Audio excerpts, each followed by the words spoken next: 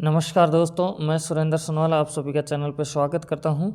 तो आज अपन देख रहे हैं दोस्तों, एमपी बोर्ड के द्वारा जो अपनी गवर्नमेंट साइट के ऊपर मॉडल पेपर डाल रखा है। तो सबसे पहले यहाँ देख सकते हैं हाई सेकेंडरी परीक्षा 2024 के लिए आपको डाला हुआ है, 12वीं क्लास के लिए है और विषय आपको दे रखा है केमिस्ट्री के लिए है, रसायन शास्त्र। और आप ये भी देख सकते हैं हिंदी और इंग्लिश दोनों वर्जन के अंदर ये आपको अपलोड किया गया है। तो आपका सेम पैटर्न के ऊपर आपको प्रश्न पत्र वहाँ एग्ज़ाम में देखने को मिलेगा।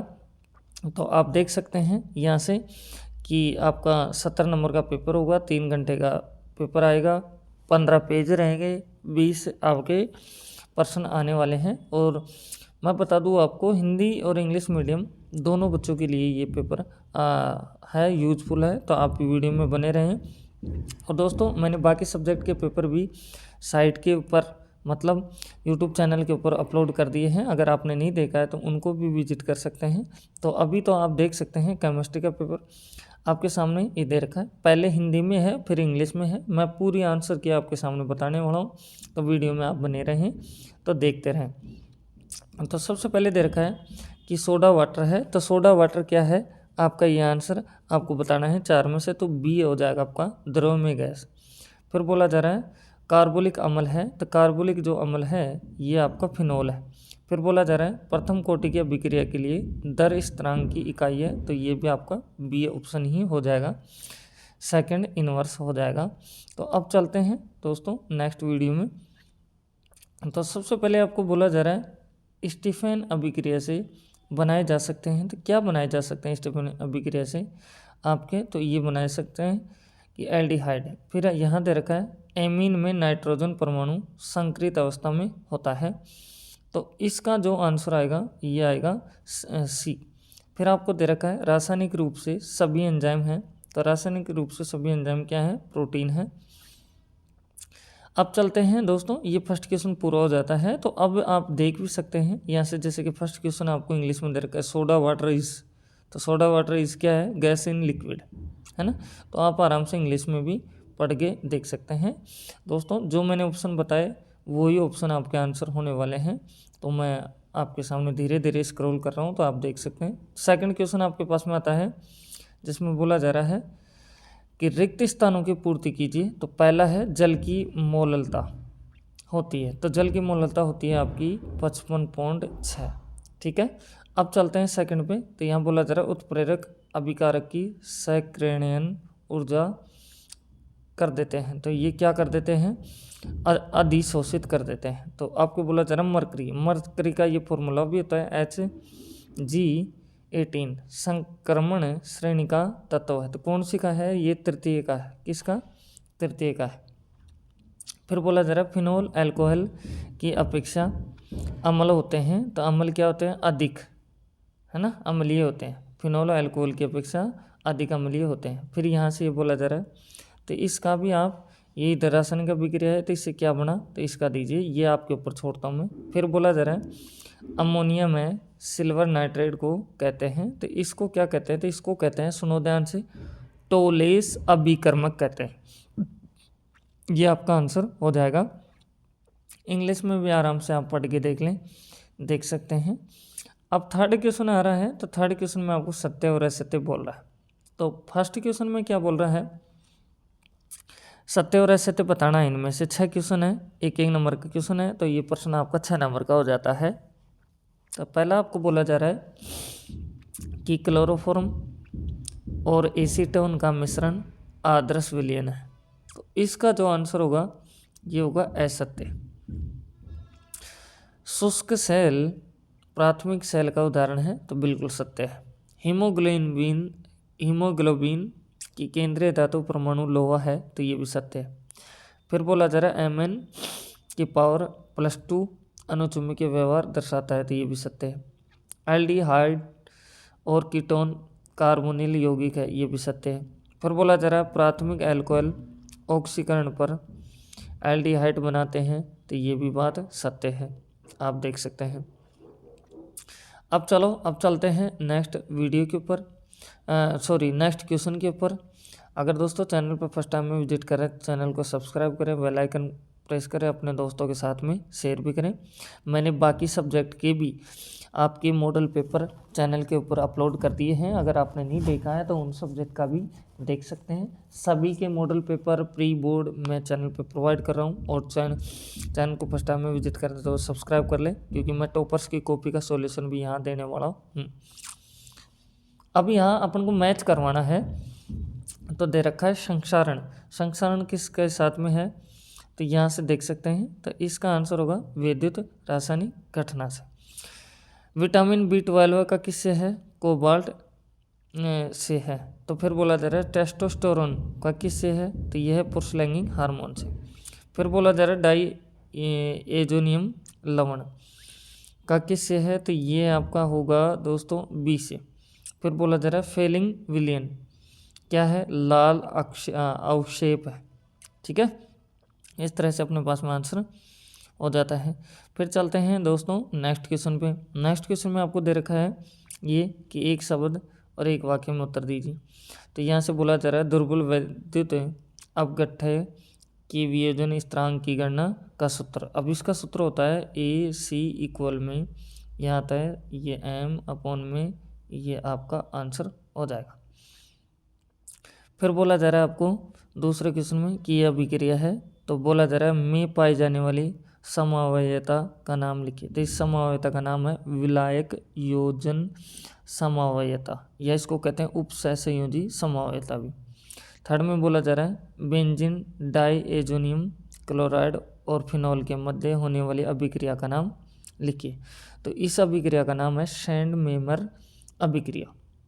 फोर्थ में दे रखा है कि ग्लूकोस और फ्रक्टोज में विभेद करने वाले क्रियात्मक समूह का नाम लिखिए। तो इस समूह का नाम क्या होगा, सुनो ध्यान से, एल्डिहाइड और हाइड्रोक्सिल एवं कीटोन कार्यात्मक समूह।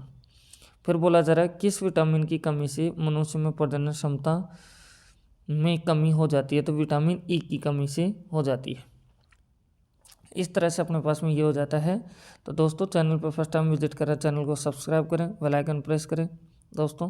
तो अब अपने पास में छठा क्वेश्चन है क्या, कि सैल अभिक्रिया के लिए 298 केल्विन ताप पर यहाँ से नर्नस्ट समीकरण लिखिए। इसको आप पढ़ें, अथवा में भी आपको दे रखा है तो इसको भी आप देख सकते हैं।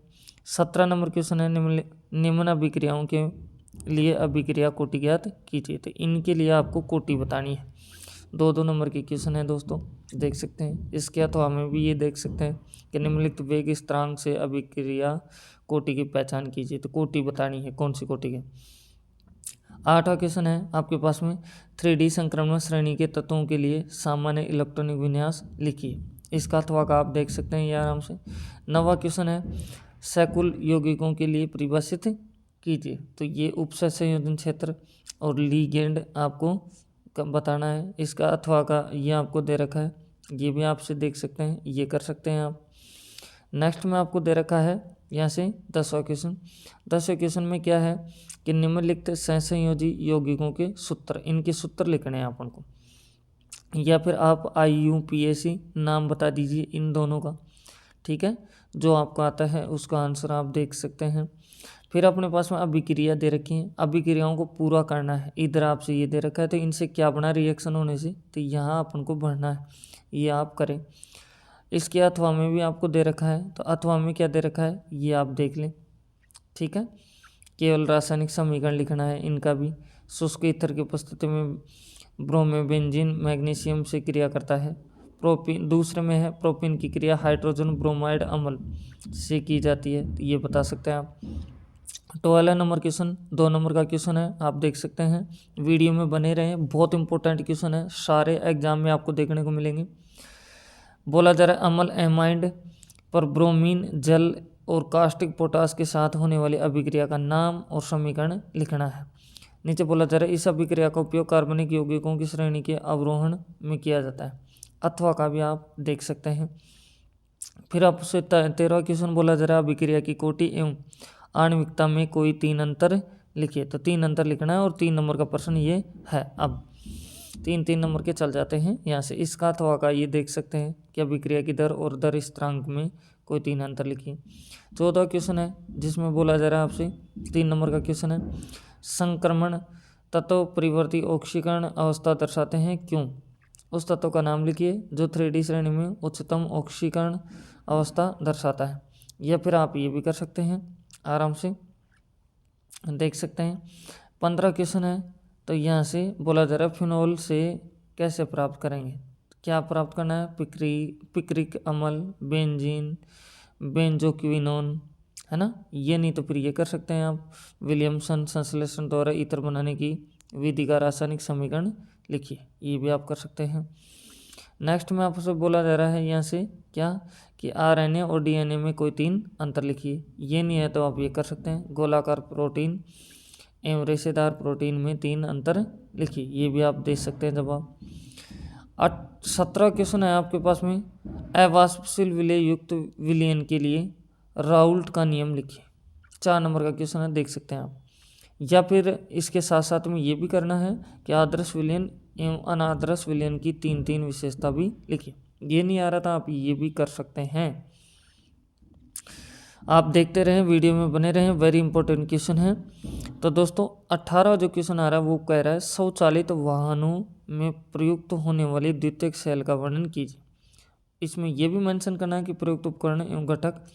दूसरे में है निरावेशन व पुनरावेशन का रासायनिक समीकरण भी आपको बताना है। नेक्स्ट में आपसे बोला जा रहा है इसके अथवा में ये भी देख सकते हैं, सेल से संबंधित क्वेश्चन है।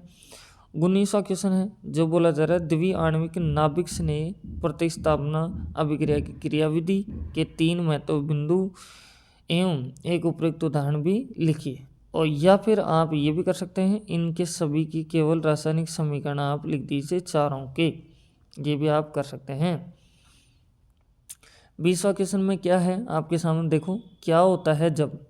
अब ये 4 क्वेश्चन है, तो पहला क्या है, एल्कील साइनाइड का अपचयन SnCl2 प्लस HCl द्वारा आंशिक रूप से होता है तथा जल अपघटन पर उत्पाद बनता है। दूसरा है आइसोप्रोपिल एल्कोहल को 573 केल्विन पर कॉपर नली से प्रभावित किया जाता है, तो क्या होता है ये बताना है। फिर बोला जा रहा है फॉर्मेल्डेहाइड को सांद्र NaOH विलयन के साथ अभिकृत किया जाता है। या फिर इसमें एथेनोइक अम्ल को P2O5 की उपस्थिति में गर्म किया जाता है, तो क्या होता है ये भी आप बता सकते हैं।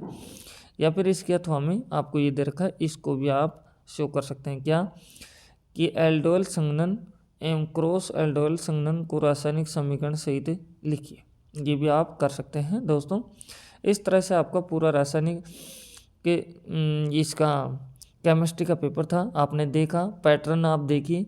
जो क्वेश्चन आपको मैंने पढ़ के बताए हैं इनका आंसर आप बुक में ढूंढें और सेम पैटर्न के ऊपर ऐसा ही पेपर आपको देखने को मिलेगा। ये क्वेश्चन भी आपके एग्जाम में आ सकते हैं। तो चैनल पर फर्स्ट टाइम में विजिट कर रहे हैं तो चैनल को सब्सक्राइब करें, बेल आइकन प्रेस करें और अपने दोस्तों के साथ में शेयर भी करें। मैंने बाकी सब्जेक्ट के सभी आंसर की सहित पेपर अपलोड कर दिए हैं, देख सकते हैं आप। प्री बोर्ड मॉडल पेपर आप सभी को देख सकते हैं और इसका भी स्क्रीनशॉट ले सकते हैं। तो फिर मिलते हैं नेक्स्ट वीडियो में। Thank you, best of luck.